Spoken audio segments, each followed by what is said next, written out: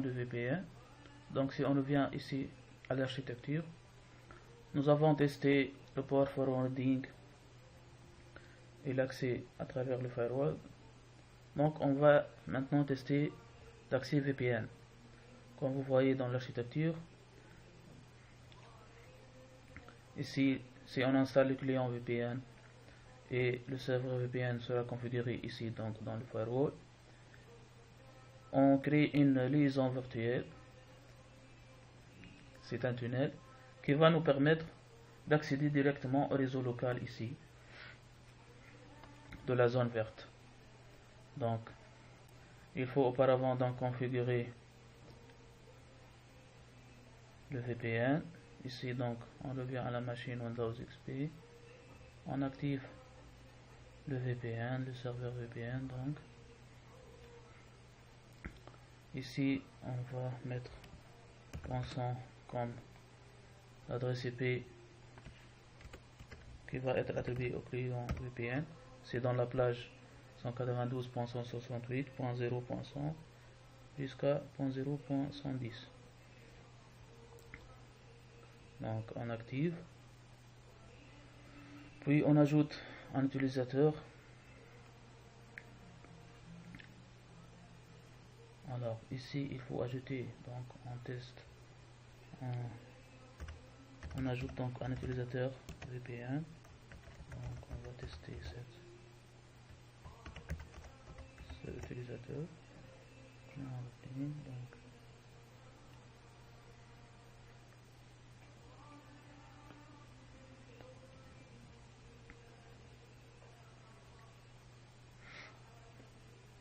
alors vous voyez que l'utilisateur est créé. Donc cet certificat va être utilisé, donc il faut le télécharger pour pouvoir se connecter. Donc on télécharge ce certificat.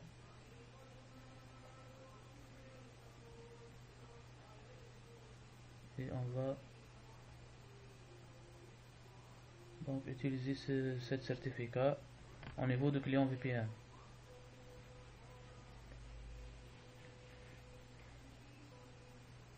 Donc il faut le passer à l'autre machine.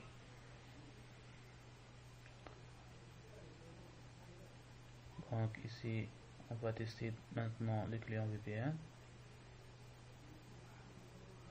Bien sûr la configuration n'est pas très difficile.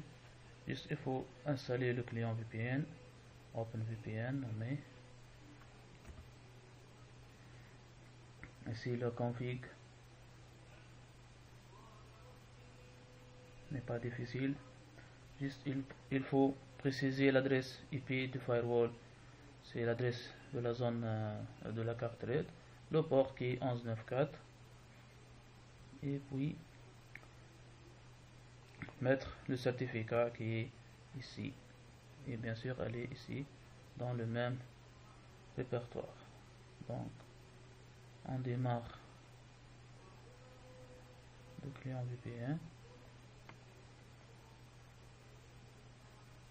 et on essaie de se connecter. Donc alors il nous demande donc le login et mot de passe. Donc le certificat est autorisé, juste le login et mot de passe.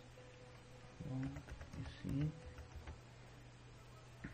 alors la connexion, accéder ici par exemple au serveur Glassfish et non pas par cette adresse mais par .0.1 qui est l'adresse privée de Windows XP. Donc si vous voyez qu'on a accès, on peut même pinguer les adresses privées de la zone verte. Par exemple, on va pinguer l'adresse IP privée de l'Unix par exemple, .0, .2, et on a accès. De même pour XP. On passe maintenant à la configuration du firewall au niveau de VPN. Donc ici on peut même accéder depuis cette interface à l'interface d'administration. Ici, HTTPS 2443. C'est comme si on est dans le même réseau.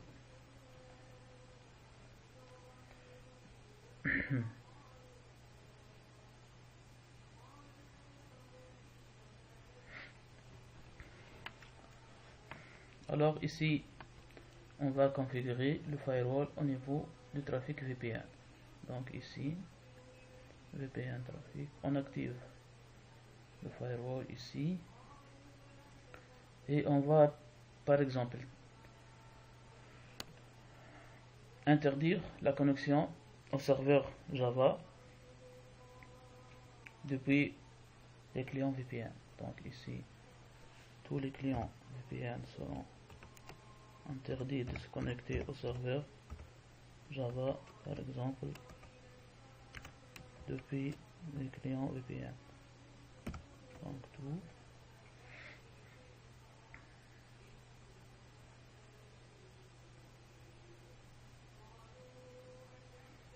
La destination sera l'adresse IP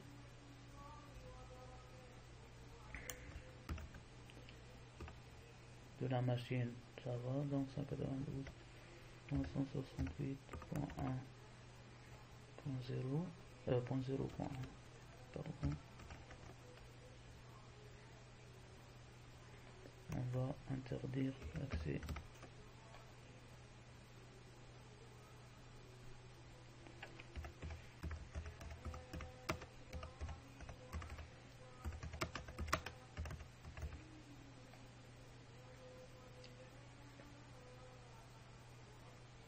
c'est un test de nouveau.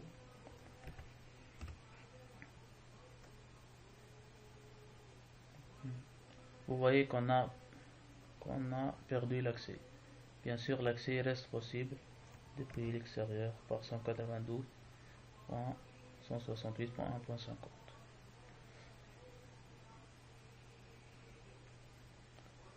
Donc on a exploré dans ce vidéo toutes les possibilités de firewall, l'accès au firewall, le port forwarding et le trafic VPN.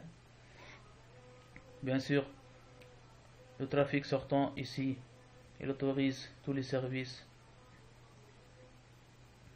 classiques pour se connecter à Internet, c'est-à-dire les machines comme Windows XP et OpenSUSE peuvent se connecter à Internet à travers le serveur de service web HTTP, HTTPS, le FTP. Donc tous les services normaux sont autorisés et on peut ajouter ou enlever ici l'accès sortant. L'accès interzone, comme vous voyez, autorise l'accès entre les zones sauf les zones rouges. Et ici, dans notre cas, on a une seule zone, donc on ne peut pas le tester. Merci pour votre attention et au revoir.